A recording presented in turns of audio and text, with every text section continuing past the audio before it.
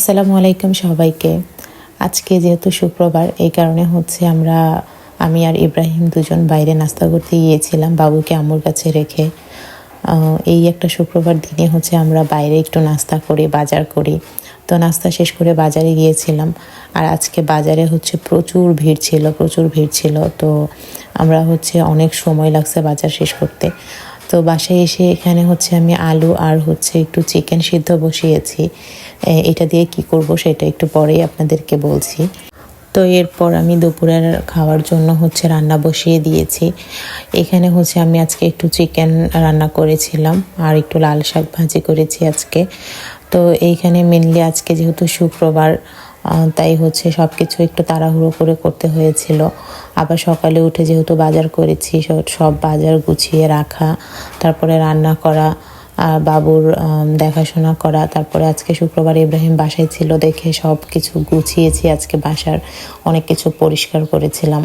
তো আমি তো বাবুকে নিয়ে একা একা সব কিছু করতে পারি না। তো এজন্য হচ্ছে ইব্রাহিম বাসায় থাকলে একটু টুকটাক বাসার কাজগুলো একটু গুছিয়ে রাখি। তো আজকে এইখানে মেনলি হচ্ছে আমি চিকেনটা আলু দিয়ে রান্না করছিলাম। আর আমি হচ্ছে ফার্মের মুরগি সবসময় একটু ভেজে রান্না করি, কিন্তু আমার আজকে তাড়াহুড়োর মধ্যে আমার মনেই ছিল না মুরগি যে ভেজে রান্না করতে হবে। তো এই কারণে আমি হচ্ছে এটা খুব ভালোভাবে সময় নিয়ে কষিয়ে তারপরে রান্না করেছিলাম।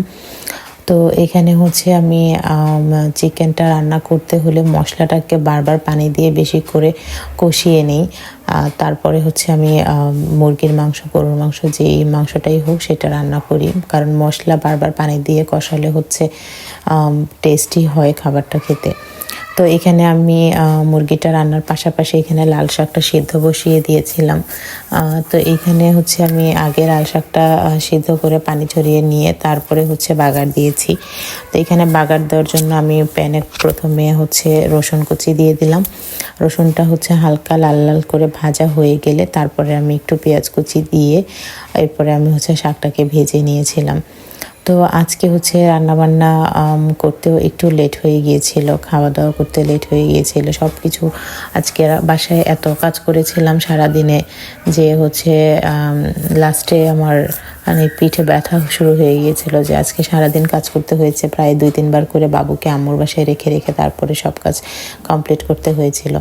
তো আমার দুপুরের খাওয়া দাওয়া শেষ করে আমি হচ্ছে এখানে চিকেন আর আলু যে সেদ্ধ করেছিলাম সেটাকে কিমা করে নিয়েছিলাম। তারপরে এখানে সব ধরনের মশলা, হলুদ, মরিচ, লবণ, ধনিয়া, জিরা, গরম মশলা সব কিছু দিয়ে তারপরে একটু লাস্টে ধনিয়া পাতাও অ্যাড করেছিলাম। তো এই সব কিছু মিক্সড করে আমি হচ্ছে এখানে চিকেন কাবাব বানাচ্ছি।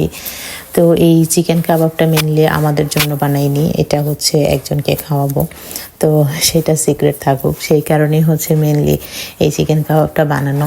তো আজকে একটু বেশি করে বানিয়েছিলাম, কারণ এটা যেহেতু এক জায়গায় পাঠাবো সেই কারণে একটু বেশি করে বানিয়ে এটা ফ্রোজেন করে তারপরে হচ্ছে দিয়েছিলাম। তো এই চিকেন কাবাবটা হচ্ছে আমার হাতে খুব ভালো হয়, এই কারণে হচ্ছে মেনলি সবাই খুব পছন্দ করে।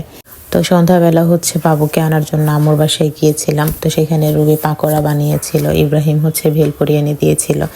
তো এগুলোই খেলাম। তো আজকে এই পর্যন্তই। আল্লাহ হাফেজ।